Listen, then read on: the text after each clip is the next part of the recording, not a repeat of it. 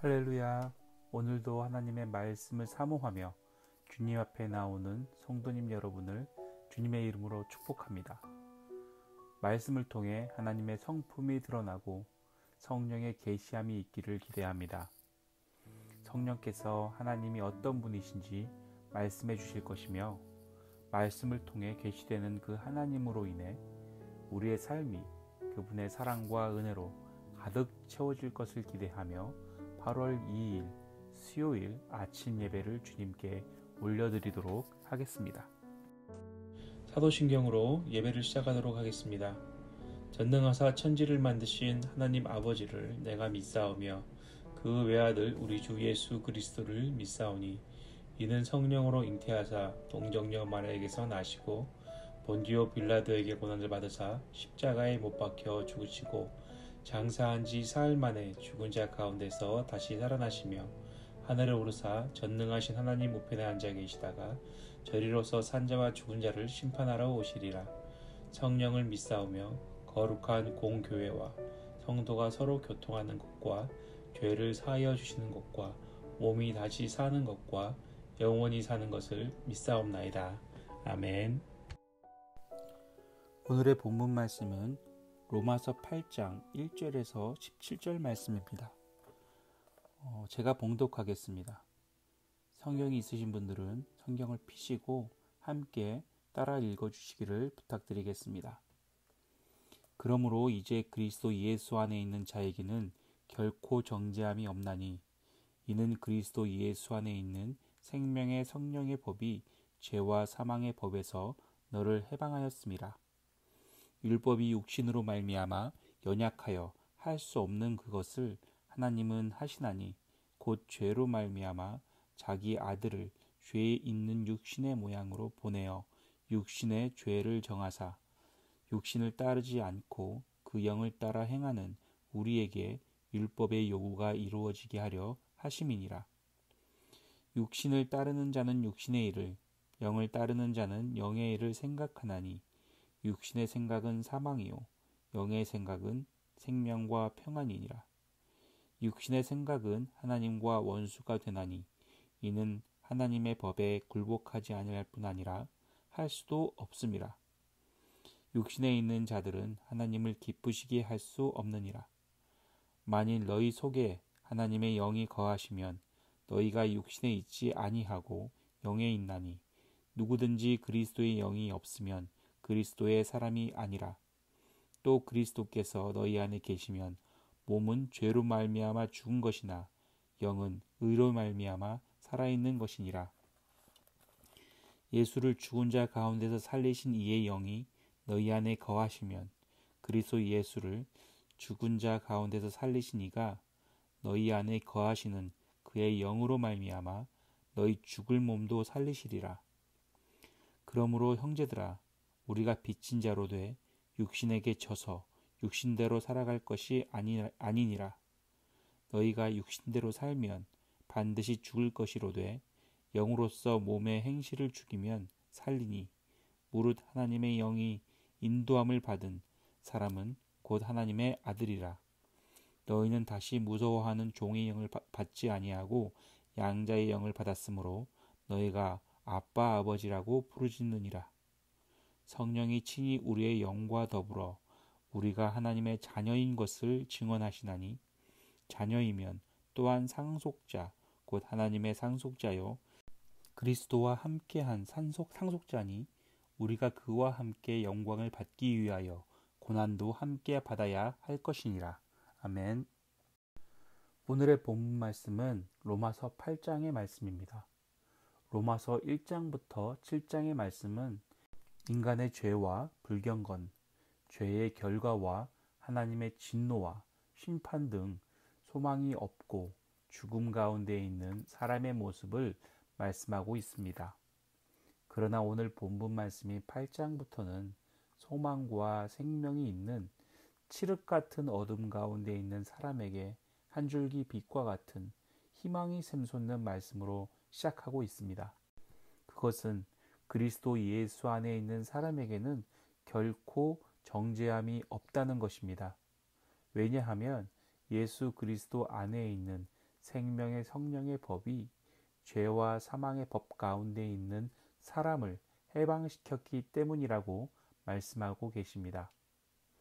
죽을 수밖에 없는 사람, 아니 이미 죽어서 아무런 소망이 없고 어떠한 희망도 없고 완벽한 절망과 완벽한 단절, 완벽한 어둠 속에 있는 사람을 나의 노력과 나의 능력으로 그 무엇으로도 우리를 죽음과 사망의 법에서 끊어낼 수 없었는데 오직 예수 그리스도로 말미암아 완벽한 죽음에서 완벽한 생명으로, 완벽한 절망에서 완벽한 희망으로, 완벽한 어둠에서 완벽한 빛으로, 완전한 묶임에서 완전한 자유함으로 사람을 구원해내신 것입니다. 이 놀라운 복음으로 8장을 시작하고 계십니다. 그런데 1절에서 사도 바울은 조건 하나를 내걸고 있습니다. 죄와 사망의 법에서 벗어나서 나를 억압하고 죄의 굴레에서 벗어나지 못하도록 꽁꽁 묶어놓는 그 죄와 사망의 법에서 우리를 자유케 하고 생명을 얻게 하며 시원한 생명의 생수를 얻어 우리로 하여금 만족감과 기쁨, 행복을 누릴 수 있는데 이것을 누릴 수 있는 조건은 바로 그리스도 예수 안에 있는 것이라고 말씀하고 계십니다.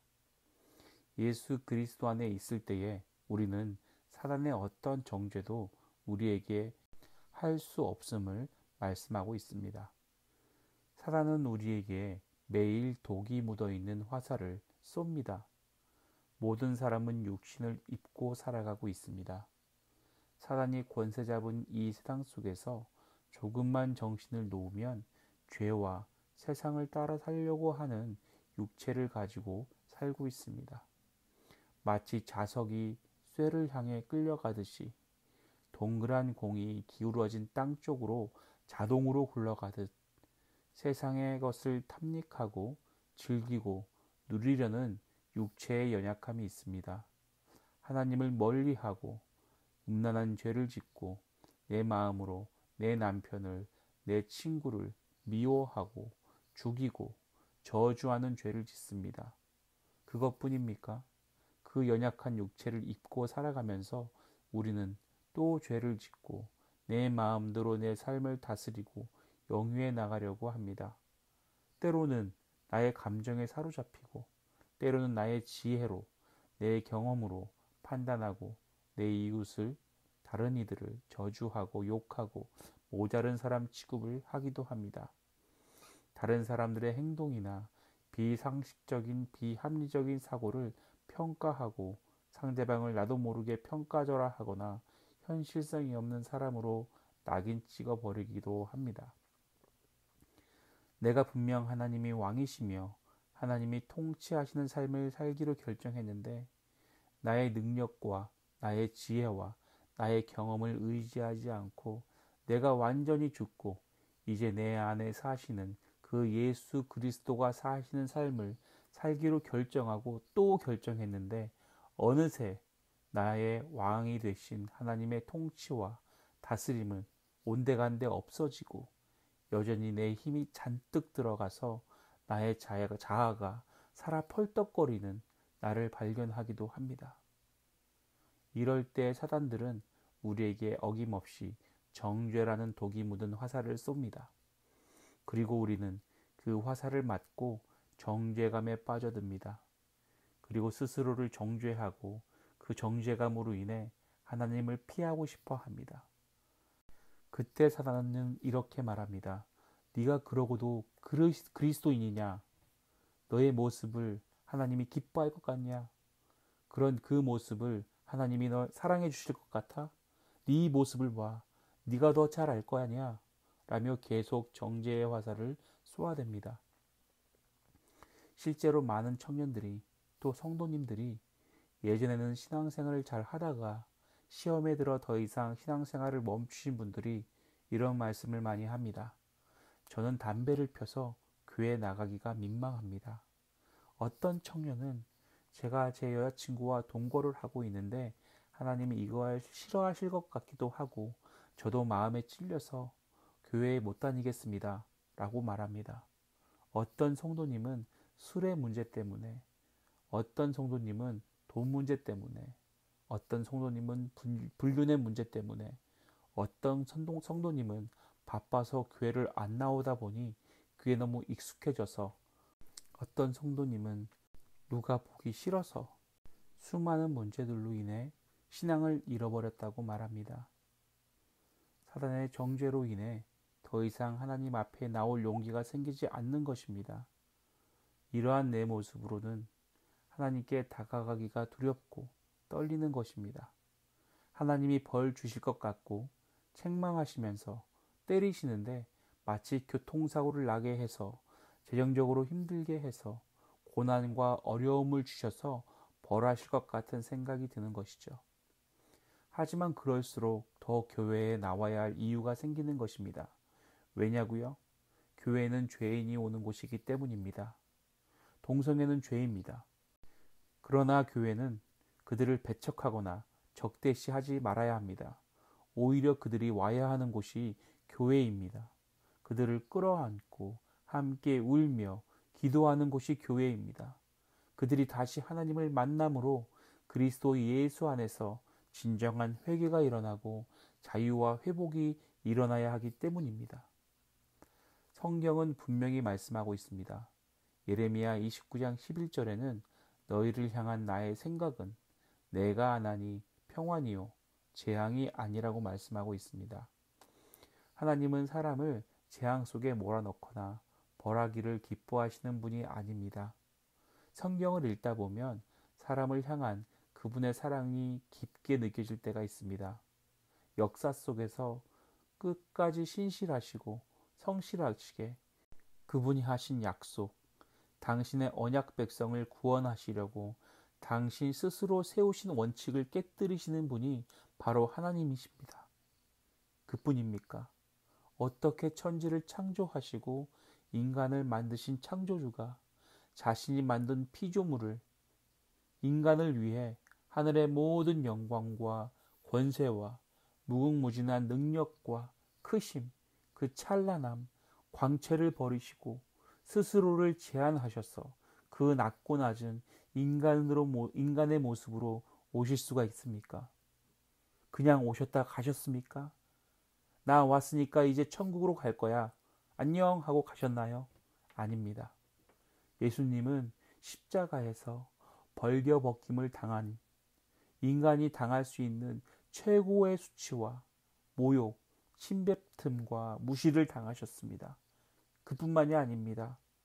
인간이 느낄 수 있는 모든 고통과 아픔, 슬픔, 좌절을 느끼셨습니다. 십자가에서 모든 피가 빠져나가는 고통 중에서도 당하기 가장 어려운 고통을 당하셨습니다. 인간이 경험할 수 있는 배고픔, 목마름, 어둠, 따돌림, 철저한 혼자됨을 경험하셨습니다. 그렇기에 그 누구보다도 죄 가운데 있는 사람의 마음을 잘 아십니다. 우리의 슬픔을 아시며 우리의 좌절과 아픔과 어려움을 그 누구보다도 잘 아시는 분이 예수님이십니다. 우리의 눈물을 아시며 우리의 고통을 너무도 잘 이해하시는 분이 바로 예수님이십니다. 바로 그 그리스도 예수 안에 있을 때에 우리에게 정죄함이 없습니다. 아무리 사단이 우리에게 정죄의 화살을 쏜다 할지라도 예수 그리스도 안에 있다면 우리를 향한 그 하나님의 놀라운 사랑이라는 보호막을 뚫어낼 그 어떤 무기도 사단에게는 없습니다.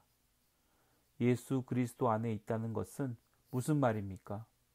예수님을 나의 주인으로, 나의 왕이요, 통치자로 인정하는 것입니다. 그리고 나의 마음 가운데 가장 높고 귀한 보좌를 주님께 내어드리는 것입니다. 내가 죽고 내 안에 가장 높은 보좌에 계시는 예수님께서 사시는 삶을 살기로 결정하는 것이죠. 그리고 내가 매일매일 죽고 예수님이 매일 사시는 삶을 사는 것입니다. 사랑하는 할렐루야 성도님 여러분, 힘든 일이 있으십니까? 좌절할 만한 상황에 직면하고 계십니까? 질병 때문에, 재정 때문에, 자녀 때문에, 또 혹은 관계 때문에 어려움 속에 있습니까? 또는 매일 동일한 죄를 범하는 내 모습 때문에 하나님께 가까이 가실 수 없습니까? 여러분을 향해 두 팔을 벌리고 기다리고 계시는 그 예수님께 달려가서 그분의 품에 안기십시오. 우리의 주님이 되시는 예수님께서 여러분의 마음을 만져주실 것입니다. 위로로 함께 하실 것입니다. 여러분을 세워주실 것입니다. 회복시키실 것입니다. 영원한 샘물 되시는 예수님께서 우리의 마음을 시원하게 하시며 만족하게 하실 것입니다. 사단의 모든 정죄와 공격으로부터 여러분들을 보호해 주실 것입니다. 예수님과 깊은 관계를 통해 깊은 친밀감을 누리는 하루가 되시기를 예수님의 이름으로 축원합니다. 기도하겠습니다. 할렐루야, 살아서 역사하시는 주님 감사드립니다. 그리스도 예수 안에서는 결코 정죄함이 없다고 말씀하셨습니다. 예수님 안에서는 어떠한 사단의 정죄와 공격도 무용지물이며 오히려 죄와 사망의 법에 빠져 있는 우리를 성령의 생명의 법으로 자유케 하신다고 하셨습니다. 내가 오늘 그 자유함을 누리기 원합니다. 내가 예수 그리스도로 말미암아 위로받고 고난과 아픔과 괴로움의 눈물이 기쁨의 눈물, 행복의 눈물, 소망의 눈물로 바뀌는 삶이 되기를 간절히 원합니다. 내 구주, 내 아버지 하나님, 내가 그리스도 안에 있습니다. 내가 그 예수님을 나의 주인으로, 나의 왕으로, 나의 메시아로, 구원자로, 나의 위로자로, 나의 공급자로 인정하며 내 마음의 가장 높은 보좌를 주님께 올려드립니다. 좌정하여 주시옵소서. 감사드리며 살아계신 예수 그리스도 이름으로 기도드렸습니다. 아멘. 이제는 우리 주 예수 그리스도의 은혜와 하나님 아버지의 극진하신 사랑하심과 성령 하나님의 내주 교통하심이 말씀으로 하루를 시작하는 할렐루야 교회 성도님들 머리 위에 이제로부터 영원토록 함께 있을지어다. 아멘.